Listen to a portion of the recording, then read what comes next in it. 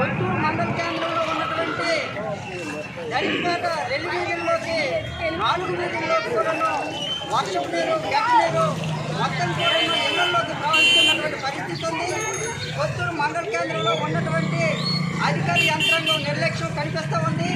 Irrigation శాఖ అధికారులు కాలువల్లో ఉన్నటువంటి బూడిని తీగిపోవటం వల్ల ఈరోజు ఇళ్లల్లోకి వచ్చి వర్షపు నీటిలో, బురద నీటిలో కొత్తూరు మండల కేంద్రంలో ఉన్నటువంటి దళితపేట రెల్లీలు అంతా కూడా నివసిస్తున్నటువంటి పరిస్థితి ఉంది.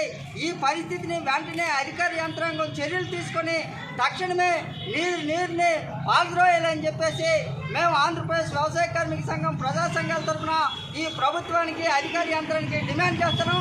ఎప్పటికైనా ఆర్ఎండ్బి అధికారులు, ఇరిగేషన్ అధికారులు, మండలంలో ఉన్నటువంటి పంచాయతీ అధికారులు వెంటనే జోక్యం చేసుకోవాలా.